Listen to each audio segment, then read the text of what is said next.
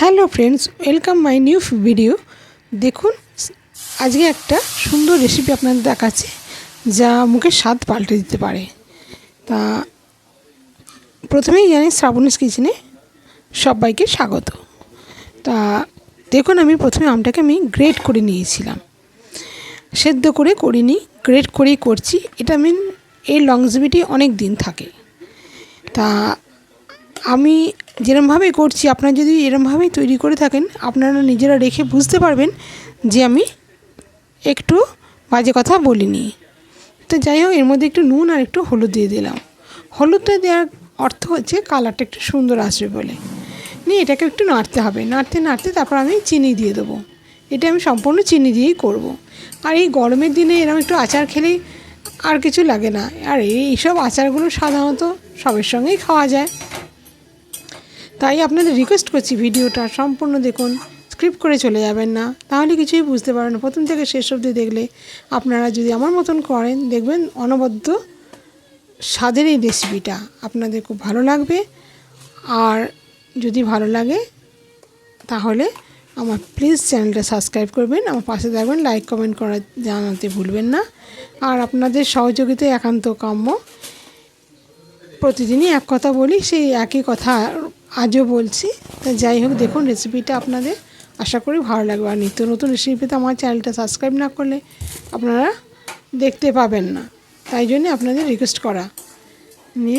এবার নিয়ে চিনিটা দিয়ে ভালো করে অনবরত নাড়ব।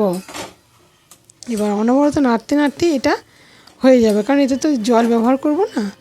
মানে চিনির যেটা পাতলা ভাবটা থাকছে, আমের যে জলটা, সেইটাতে এবার হয়ে যাবে। আর যেহেতু গ্রেট করা, সেহেতু তাড়াতাড়ি সেদ্ধও হয়ে যাবে।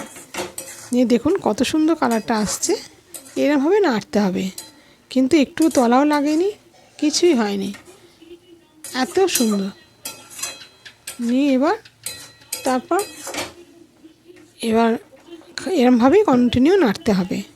নাড়তে নাড়তেই আমার এটা তৈরি হয়ে যাবে। আর এটা বেশিক্ষণে ব্যাপার নয়, খুব তাড়াতাড়ি হয়ে যায়, মিনিট 10-এর মধ্যে সমস্তটাই কমপ্লিট। তা যাই হোক, দেখুন। আর এগুলো স্টোর করেও রাখা যায়, একদিন করলে আপনি 1 বছর ধরে ব্যবহার করতেই পারেন। মানে এত সুন্দরই এগুলো। আর যদি মাঝে মাঝে একটু রোদে দেন, তাহলে তো একদম খুবই ভালো থাকবে। তা যাই হোক, এটা আমার প্রায় হয়ে এসছে। আর একটুখানি শুকিয়ে নেবো, নিলেই আমার হয়ে যাবে। আর এর জন্য একটা মশলা তৈরি করে রেখেছি, ভাজা মশলা।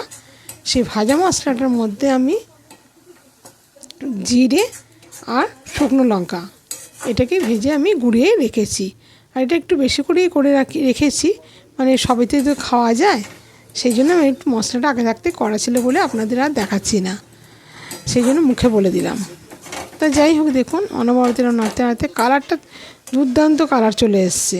যেরকম জেলির কালার হয়, ঠিক সেরকম জেলির কালারটাই এসেছে। কাঁচা আমের জেলি কালার যেরকম। আমি এতে কোনো কেমিক্যাল ব্যবহার করিনি। আমি যেভাবে করছি, এটা সম্পূর্ণ এমনি, কোনো কিছু আমি এতে কেমিক্যাল রং বা কোনো কিছুই ব্যবহার করিনি। আমার এমনিতেই এরকম কালারটা সুন্দর চলে এসছে। তো যাই হোক, আমার প্রায় তৈরি হয়ে এসছে। এবার এটাকে একটা জায়গায় নামিয়ে ঠান্ডা করতে দেবো। ঠান্ডা করে তারপর ভাজা মশলাটা দিয়ে দেবো, তাহলেই আমার তৈরি হয়ে যাবে আমের জেলি। দেখুন রেসিপিটা আপনাদের কেমন লাগলো, আশা করি ভালো লাগবে। আর গরমের দিনে তো এগুলো সবেতেই খাওয়া যায়, রুটি, লুচি, পরোটা বলুন, ভাতে বলুন, সবেতেই খাওয়া যায়। আর বিশেষ করে টিফিনে, ব্রেকফাস্টে একটু জেলি মাখিয়ে পাউরুটি দিয়ে টিফিন দিয়ে দিলেও সম্পূর্ণটাই হয়ে যায়। এতে সবেতে খাওয়া যায়, সেই জন্যই আমি একটু বেশি করেই করে রেখে দিলাম। তো দেখুন আপনাদের রেসিপিটা, আশা করি খুবই ভালো লাগবে। এই ছিল আমার আজকে রেসিপি। কেমন লাগলো আপনাদের?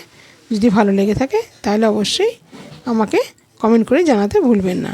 এই দেখুন, আমি নামিয়ে ফেলেছি। এবার এরপর থেকে আমি ভাজা মশলাটা দিয়ে এই মশলাটা আমি মশলার কালারটা কত সুন্দর হয়েছে দেখুন না। এবার এই মশলাটা আমি ভালো করে এই জেলিটার সঙ্গে মাখিয়ে নেব। নিয়ে তারপর আরেকটু ঠান্ডা হলে আমি জারে ভরে রেখে দেবো। এবার প্রয়োজন মতো ব্যবহার করলেই হবে। এটা তো রোজ রোজ কেউ করে না, তাই জন্য আমি অল্প অল্প করে দিয়ে এটাকে মিশিয়ে নেব। মিশিয়ে নিয়ে এবার তৈরি করে নেব। হয়ে গেল আমার আজকে আমের জেলি। কেমন লাগলো আপনাদের? যদি ভালো লেগে থাকে তাহলে আমার এই রেসিপিটা আপনারা ট্রাই করতেই পারেন। অনবদ্য স্বাদের, আর এইভাবে করলে, গ্রেট করে নিয়ে করলে বেশ দানা দানা যেমন জেলি হয় সেরকম জেলিটা হয়েছে, দারুণ সুন্দর। আর সেদ্ধ করে করলে কী হয়, বড্ড তেলা তেলা মতন হয়ে যায়। তো যাই হোক, যার যেটা ভালো লাগে সেটা নয়, আমি সব রকমই করি। তা আমি আজকে এই জেলিটাই করে আপনাদের দেখালাম, আর খুব তাড়াতাড়িও হয়ে যায়। সেই জন্য আপনাদেরটা রিকোয়েস্ট করছি, এরমভাবে জেলি তৈরি করে আপনারা বানিয়ে রাখুন বা খাবেন, দেখবেন কত সুন্দর খেতে হয়।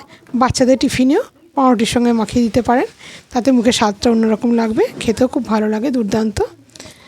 এই ছিল আমার আজকে রেসিপি। কেমন লাগলো আপনাদের? যদি ভালো লেগে থাকে তাহলে জানান।